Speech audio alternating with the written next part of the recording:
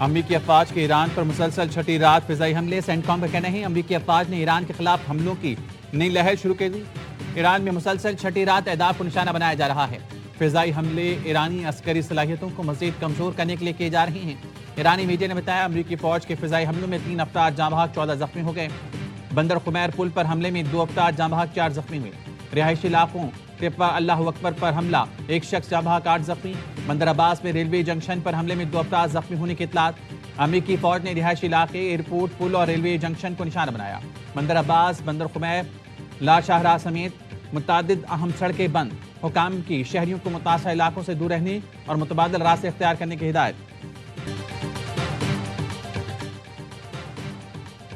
Kuwait کی فضائی حدود میں داخل ہونے والے 32 ایرانی ڈرون مار گرائے، کویتی وزارت دفاع کا دعویٰ۔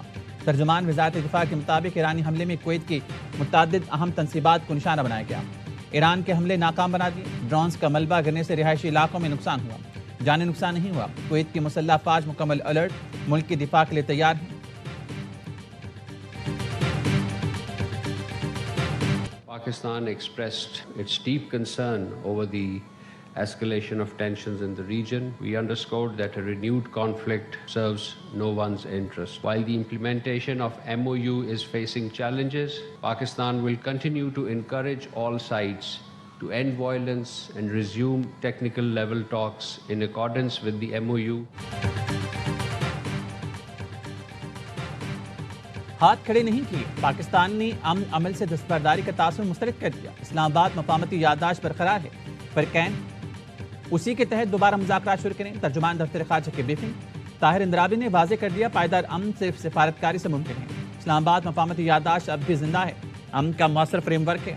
عمل درآمد میں مشکلات ضرور ہیں، لیکن جب مذاکرات شروع ہوں گے اسی دستاویز سے رہنمائی ملے گی۔ نئی امن تجویز کی ضرورت نہیں۔ پاکستان نے ہر اہم علاقائی اور عالمی معاملے پر اپنا موقف دہرایا، جنگ نہیں، مذاکرات، محاذرائی نہیں، سفارتکاری اور قومی مفادات پر کوئی سمجھوتا نہیں۔ آبِ ہرمز پر پاکستان نے بھی خطرے کی گھنٹی بجا دی۔ ترجمان نے کہا عالمی توانائی، عالمی تجارت اور غذائی تحفظ متاثر ہو رہے ہیں۔ پاکستان نے بحری جہاز رانی کی فوری بحالی کا مطالبہ کر دیا۔ ایران نے عربوں کو اونٹوں کے دور میں پہنچانے کی دھمکی دے دی۔ ترجمان خاتم الانبیاء ہیڈ کوارٹرز نے کہا امریکہ نے ایرانی انفراسٹرکچر نشانہ بنانے کی جرات کی تو خطے کا انفراسٹرکچر تباہ کر دیں گے۔ خطے کے انفراسٹرکچر کا ایک ایک ٹکڑا ایسا تباہ کریں گے جیسے کبھی اس کا کوئی وجود ہی نہ تھا۔ عربوں کو اونٹوں اور سینڈل کے دور میں واپس پہنچا دیں گے۔ ایرانی فوجی ترجمان بریگیڈیئر جنرل محمد نے کہا خطے کی مسلم ریاستوں سے تصادم کا ارادہ نہیں۔ امریکی حملے جاری رہے تو جنگ نئے محاذوں تک پھیلے گی۔ ایران نے امریکی حملوں کے جواب میں عراق، کویت، بحرین اور اردن میں امریکی اڈوں پر میزائل برسا دیے۔ بحرین میں امریکی بیس پر اب تک کا سب سے بڑا حملہ۔ بجلی گھروں پر حملے کی دھمکی، ایران نے جوابی حکمت عملی بنا لی۔ ایران نے حوثیوں کو تیار رہنے کا پیغام بھیج دیا۔ رائٹرز کا دعویٰ، بتایا ایران نے حوثیوں کو پیغام بھیجا ہے کہ امریکہ بجلی گھر اور توانائی مراکز کو نشانہ بنائے تو باب المندب اور بحیرہ احمر بند کر دیں۔ ایرانی حکام نے پیغام میں کہا اہم آبی گزرگاہیں بند کر کے عالمی تجارت متاثر کی جائے۔ حوثیوں نے حدیدہ اور خلیج عدن کے ساحل پر میزائل نصب کر دی۔ حوثی گروپ عالمی گزرگاہ نشانہ بنانے کے لیے حکم کا منتظر ہے۔ امریکی صدر ٹرمپ نے معاہدہ نہ ہونے کی صورت میں ایران کے بجلی گھروں پر حملے کی دھمکی دے رکھی ہے۔ ڈیڈ لائن پسند نہیں، ایران کو اپنا رویہ بہتر کرنا ہوگا۔ امریکی صدر ٹرمپ کہتے ہیں ایران صورتحال کو بہتر طور پر سمجھ رہا ہے۔ ایرانی رہنما ملاقات کرنا اور معاملات طے کرنا چاہتے ہیں۔ جلد ہی معلوم ہو جائے گا کہ ہم کسی سمجھوتے پر پہنچتے ہیں یا پھر معاملہ مکمل طور پر نمٹا دیتے ہیں۔ سابق صدور نے درست اقدام نہیں کیا، یہ معاملہ 47 برس پہلے طے ہو جانا چاہیے تھا۔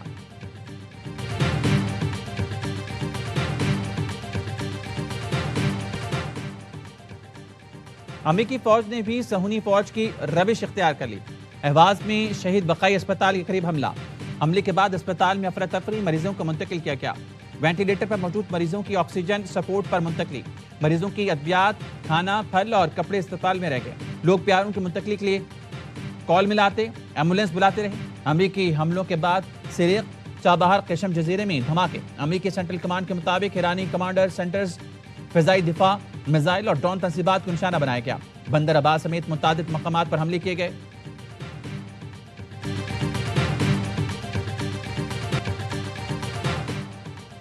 امریکی نائب صدر کا اسرائیل پر معاہدہ سبوتاژ کرنے کی کوششوں کا الزام، کہا اسرائیلی حکومت کے کچھ لوگ ہمیں پالیسی سے ہٹانے کی کوشش کر رہے ہیں۔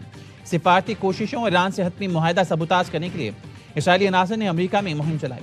اسرائیل نے مہم میں بھاری رقم خرچ کی۔ جے ڈی وینس نے کہا یہ حقیقت ہے کہ ایپسٹن کے اسرائیلی انٹیلیجنس کے اعلیٰ ترین حلقوں سے رابطے تھے۔ جے ڈی وینس نے صدر ٹرمپ کے بلیک میل ہونے کا تاثر رد کر دیا۔ کہا ایران میں حکومت کی تبدیلی کے لیے زمینی فوج نہیں اتاریں گے۔ ایران تنازع کا حل فوجی کارروائی نہیں، سفارتکاری ہے۔ ایران میں قدامت پرستوں اور ترقی پسندوں کے درمیان کشیدگی جنگ کے دوبارہ آغاز کا باعث ہے۔ ایران نے امریکی نائب صدر کو مذاکرات سے مالی فائدہ اٹھانے والوں کے نام بتا دیے۔ امریکی ویب سائٹ دی نیوز ریپبلک نے بتایا ایرانی عہدیدار نے جے ڈی وینس کو خفیہ پیغام بھیجا کہ جیرڈ کوشنر اور اسٹیو وٹکاف مذاکراتی عمل کو مالی فائدے کے لیے استعمال کر رہے ہیں۔ پیغام جون میں سوئٹزرلینڈ مذاکرات کے دوران ایک ثالث کے ذریعے وینس تک پہنچایا گیا۔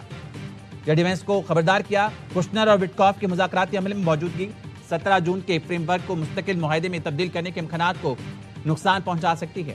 وائٹ ہاؤس کے ترجمان نے رپورٹ کو مسترد کرتے ہوئے کہا ایسا کوئی پیغام کبھی امریکہ تک نہیں پہنچایا گیا۔ خطے کی صورتحال غیر یقینی ہے، ہر ممکنہ چیلنج سے نمٹنے کے لیے مکمل تیاری رکھیں۔ خطے میں کشیدگی بڑھنے سے ملکی معیشت متاثر ہونے کا اندیشہ، وزیراعظم شہباز شریف کا ملکی معیشت پر اثرات کے جائزہ اجلاس میں گفتگو، کہا اللہ کے فضل سے ملکی معیشت مستحکم ہے، ضرورت پڑنے پر بروقت اقدامات کے لیے جامع لاہ عمل مرتب کیا جائے۔ سادگی مہم میں عوام نے بھرپور ساتھ دیا، اس طرز پر کفایت شعاری کو قومی سطح پر اپنانا ہوگا۔ بروقت اور مؤثر حکمت عملی سے ایندھن کے فراہمی کی صورتحال کا بہترین انداز میں انتظام کیا گیا۔ حکومت نے عام آدمی، موٹر سائیکل سواروں، رکشہ ڈرائیورز، ٹرانسپورٹرز کو تحفظ فراہم کیا۔ پاکستان ورلڈ آرٹیفیشل انٹیلیجنس کو آپریشن آرگنائزیشن کا بانی رکن بن گیا۔ نائب وزیر اعظم ساکھدار نے شنگھائی میں آرگنائزیشن کے قیام کی تقریب میں شرکت کی۔ بطور بانی رکن پاکستان کی جانب سے معاہدے پر دستخط کیے۔ نائب وزیر اعظم کی چینی وزیر خارجہ وانگ زی سے ملاقات۔ ساکھدار نے کہا عالمی مصنوعی ذہانت تعاون تنظیم کا قیام بہترین اقدام ہے، مستقبل مصنوعی ذہانت کا ہے۔ وانگ زی نے کہا مصنوعی ذہانت ترقی کی ضمانت ہے، انسانی معاشرے پر گہرا اثر ڈالے گی۔ چین اپنی عالمی ذمہ داری نبھانے کے لیے تیار ہے۔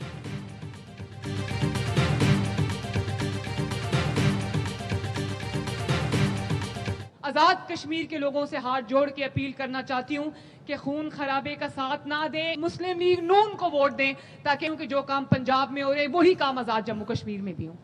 ایسی جماعتوں کو ووٹ نہ دیں جن کو کام کرنا نہیں آتا، جن کو پرواہ نہیں ہے۔ آزاد کشمیر کے لوگ ان کو ووٹ نہ دیں جو کام نہیں کرواتے۔ جو ترقیاتی کام پنجاب میں ہوئے ہم وہ آزاد کشمیر میں بھی کرانا چاہتے ہیں۔ وزیر اعلیٰ مریم نواز کا تقریب سے خطاب، کہا آزاد کشمیر میں خون خرابے اور تشدد کی اجازت نہیں دی جا سکتی۔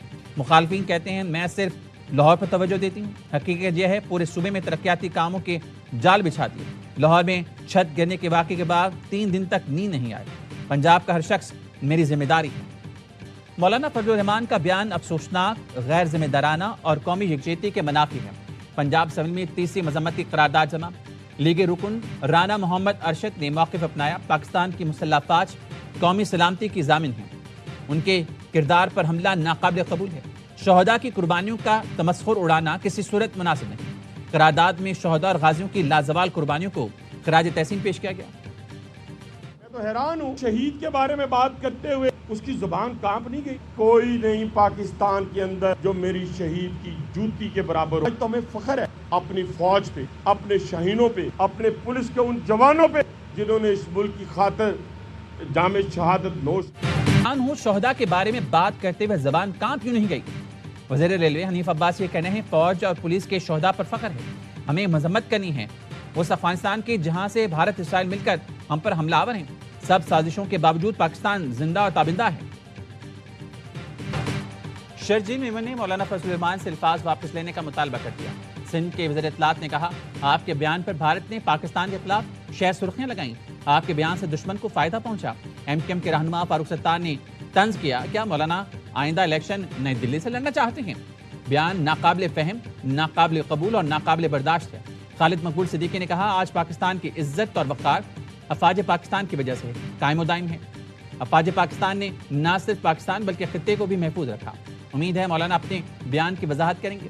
گورنر سندھ نہال ہاشمی کہتے ہیں شہداء قوم کا فخر ہیں، شہداء کی بے حرمتی کسی صورت برداشت نہیں کی جائے گی۔ کبھی امید ہے مولانا فضل الرحمان اپنے بیان پر پچھتا رہے ہوں گے۔